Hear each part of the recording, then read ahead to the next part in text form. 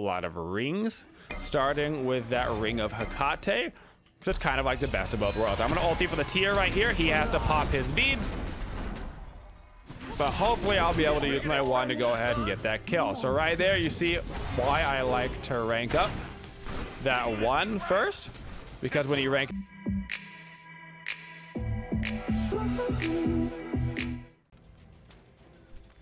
Hello everybody, and welcome to your Olorun guide. We're going to be taking Olorun into the mid lane right now, so we're going to be grabbing ourselves our traditional mid build with our Rod of Tahuti tier 2, a healing potion, a mana potion, and our beads. Olorun right now, not super crazy good.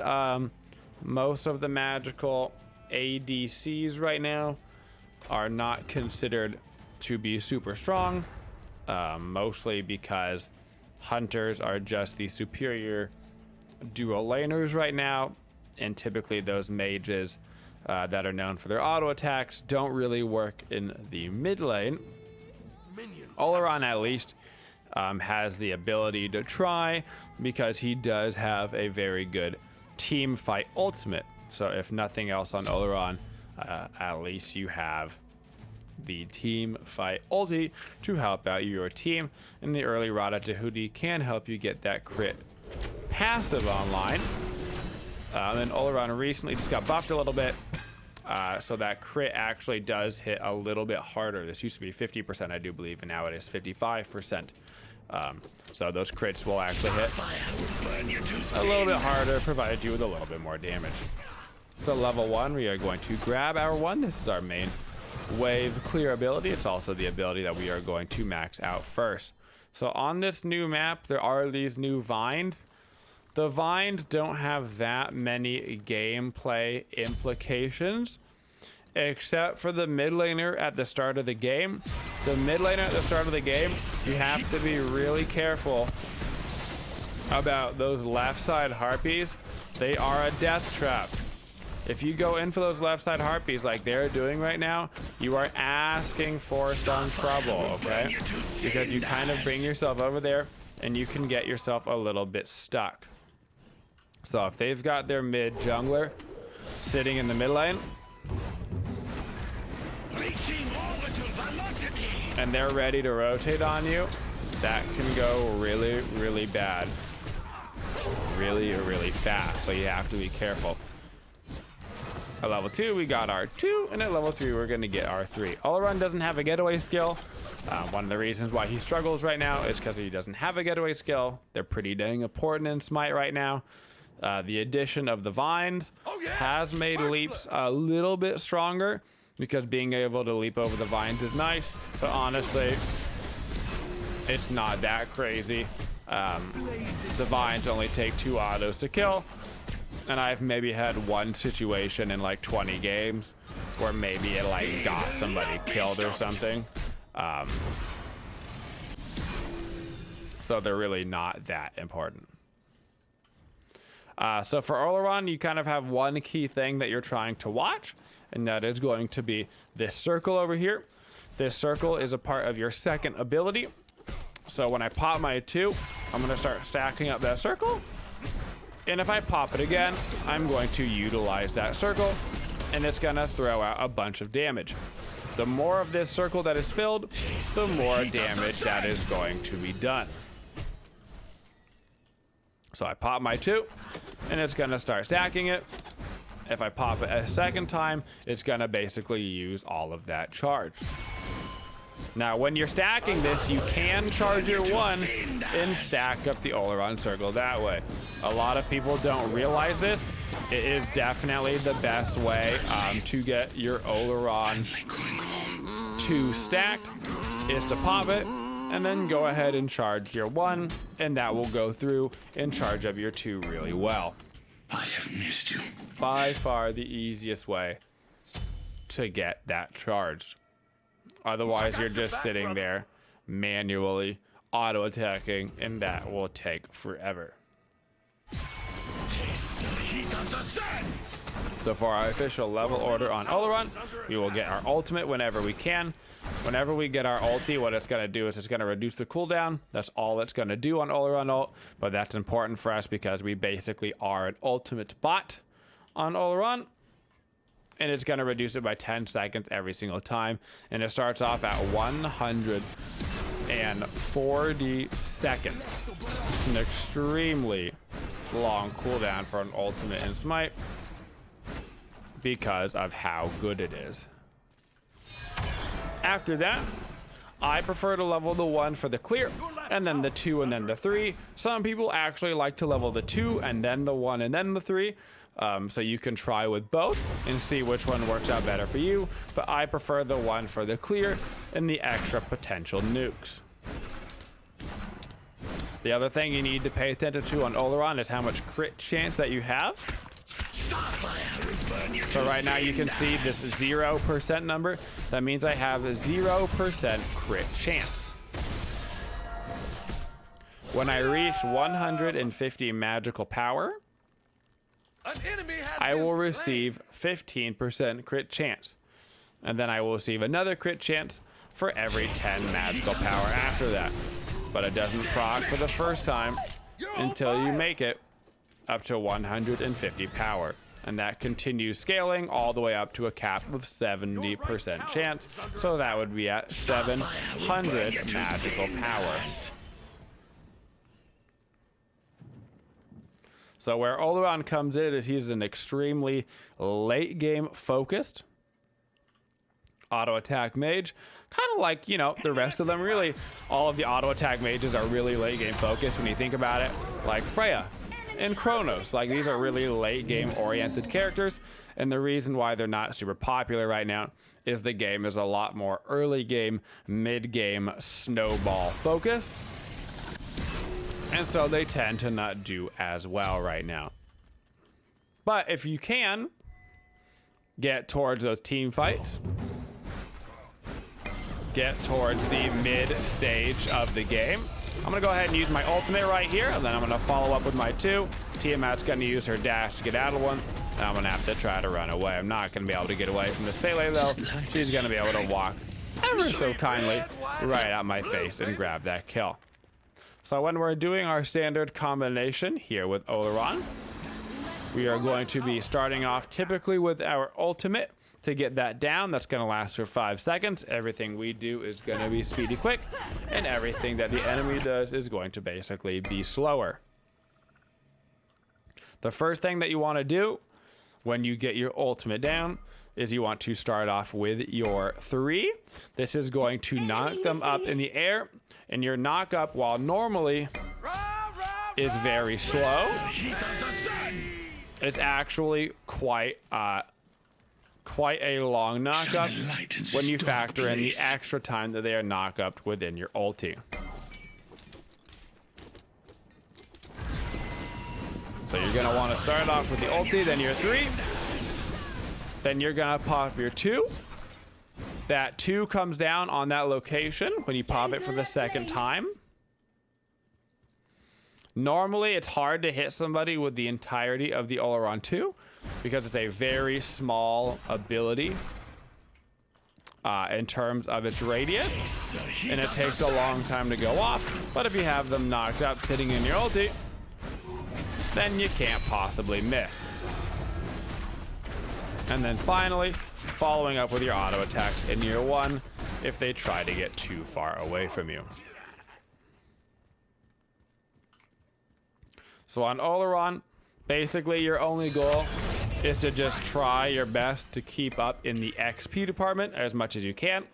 Keep up in the gold department as much as you can. You don't have much in the way of rotational power because you do not have any enhancements to your movement. So you do a whole lot of sitting around and farming, and you're probably going to be getting a whole lot of ganked.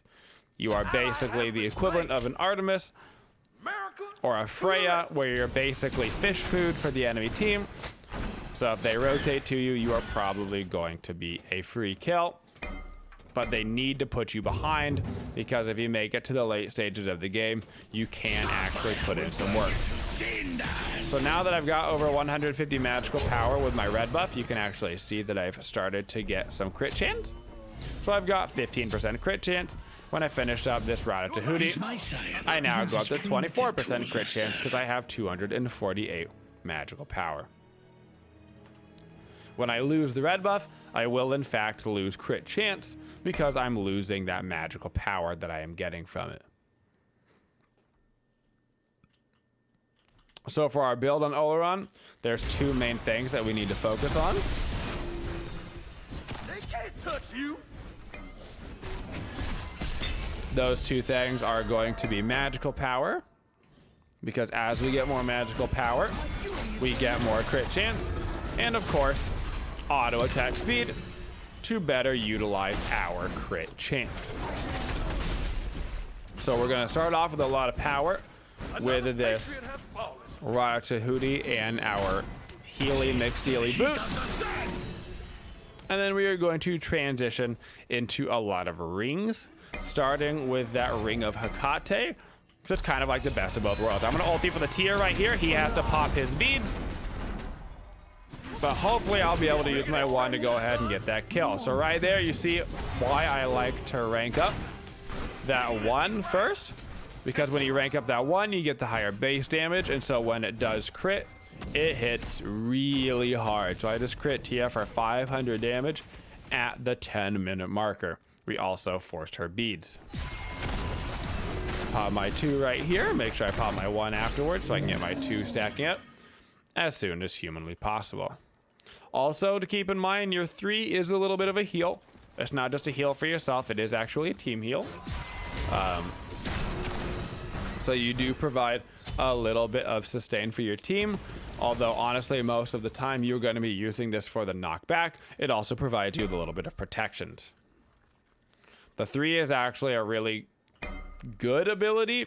It's just very specifically right around your character, so you're almost always just going to use it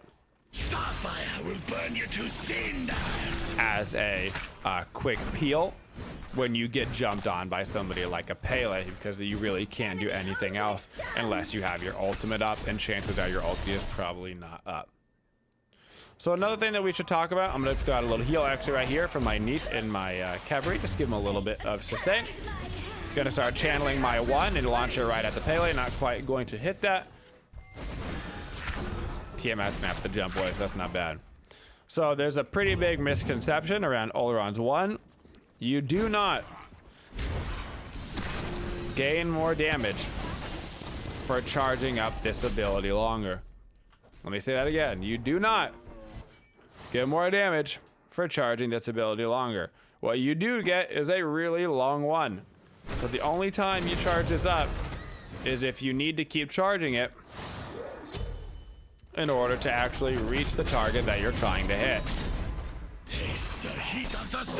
I guess I'm going this way. I guess I'm going this way. So you can pop your 1 immediately and you will still get all of the damage value out of that ability. All channeling does is make the ability go a longer distance. So we are going to be taking ourselves into a ring of Hecate and getting ourselves a sentry ward, a regular ward, and our Aegis to help keep us alive. Ring of Hecate is probably the best ring for us on Olorun because of its passive. Each successful basic attack applies a hex to the enemy, which empowers you, increasing your power by 5% and reducing their power up to 3 stacks. So this can potentially increase our power by 15%. And that 15% power means extra crit chance.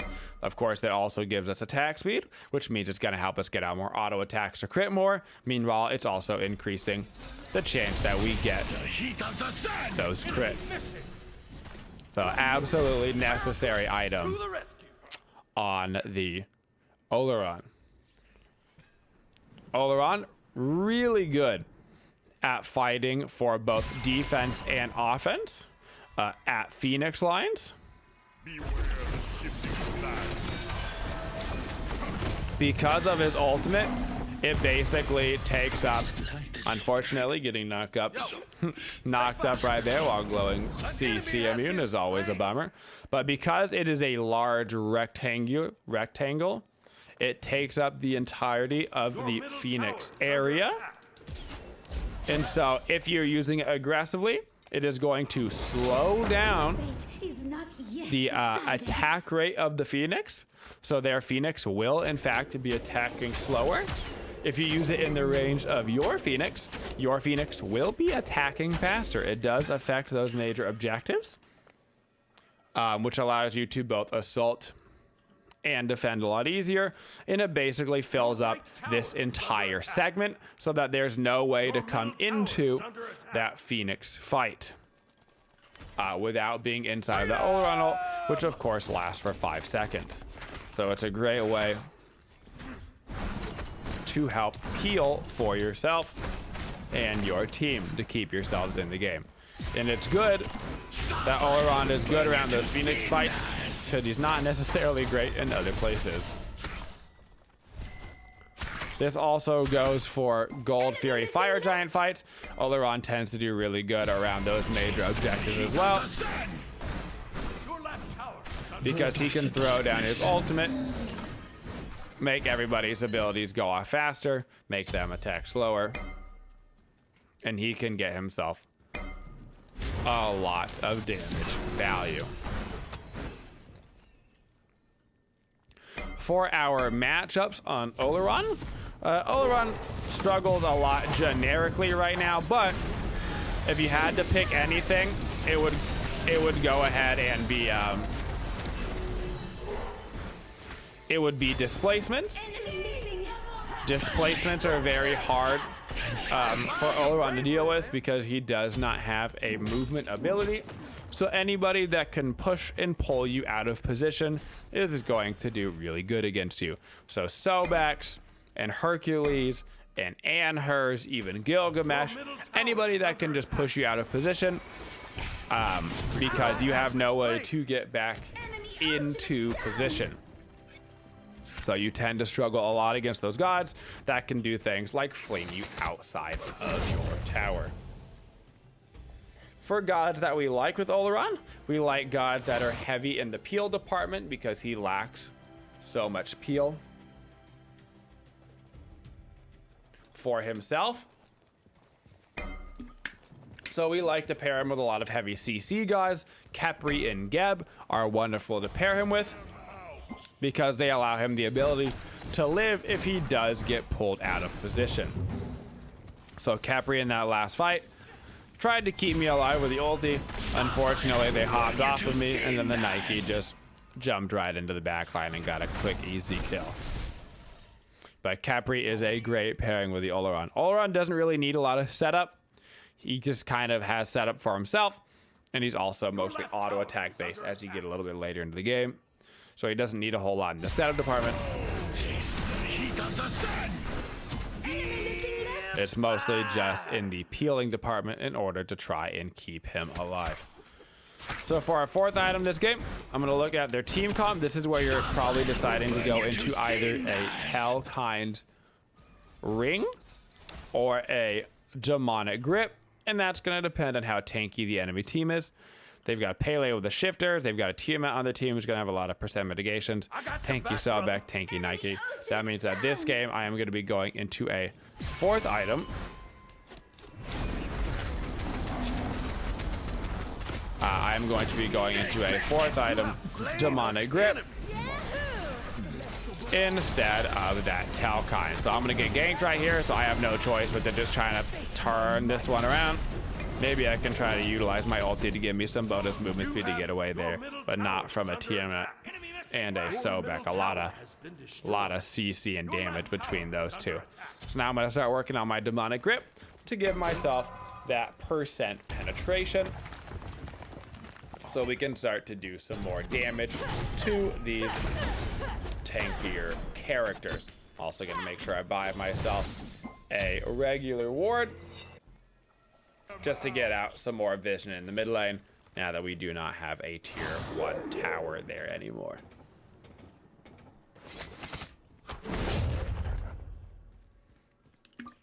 So in our team fights, all we're gonna try to do is throw down as big of an ulti as we can. That's going to be the #1 thing that we are providing for our team. So we're going to try to throw down a giant ulti, hit as many as the enemy team as we can. So hopefully they get CC'd for quite long while inside of it. Hopefully they don't have a way to get out, and we can get a nice follow-up with something like a tier cleave. And then after we try to get that big all-around ulti, we will just go ahead and try to hit whatever is in front of us. Not much backline dive potential for us, but a lot of getting backline dove potential. So that means we are going to have to do our best to fight whatever is in front of us. Chances are that is going to be a Nike, a Pele, a Sobek. Those three are probably going to be all up in our face very often. So Nike is also going to be hard for us to deal with. Another thing that Olorun and Freya in particular really tend to struggle with is going to be this. I'm going to ulti right through here because I see the Pele is coming through, so I should hopefully be able to grab that kill on her. Going to go ahead and throw down my ultimate in my 3 to try to keep myself alive. Unfortunately, I do get that Capri ulti right at the same time that I use my Aegis. So my Aegis in that fight lasts for extra long because I used it during my ultimate. It means that I did actually get the value, extra time from my ulti. I'm just gonna try to grab these minions here, try to get me a little bit more XP before I inevitably die. Finally, we're gone. So Nike is really annoying for us on multiple fronts, but the big thing with Olorun and Freya is they have a really hard time with disarms. Disarms tend to wreck magical carries. So for Olorun, if I get disarmed, all I can do is basically try to cast my 1 and my 2 if I have that all charged up, right? Otherwise, I'm just kind of sitting there not providing anything. But also with the Nike, you have to keep in mind that she has that, I do believe it's 8-second channel right there that she can use. That stops your auto attacks from coming through at all. So that wall from the Nike is going to completely stop any of my autos from going through. So I have to be very careful when I'm around Nike. Not to mention, it is also a displacement, which can help push us out of position. Of course, so can the Anher and the Sobek for that matter as well. The good news is that the rest of the team is doing pretty good. We're only down a couple of levels. This is honestly not that bad. If you fall down more than 2 levels, that tends to be where you're in a spot where you can't really help out your team. But if you can keep your deficit into the 1 to 2 level range, you are still a viable member of your team, and you can assist, which is good. So we didn't let them get too big of a lead off of that. Now we can actually put a lot of pressure on this tier 2 tower. Sobek is gonna start getting hit by some pretty beefy crits. I'm gonna channel my 1 right through just to clear that wave, and we're gonna be able to get ourselves a tier 2 tower over here. Now I'm gonna call actually for this mid Phoenix because they've got 2 people over right lane. We've got our team here, and I've got my ultimate. So I'm actually gonna ulti right on this Phoenix line, and I'm just gonna start auto attacking it. Unfortunately, it looks like most of my team went over to the Anher.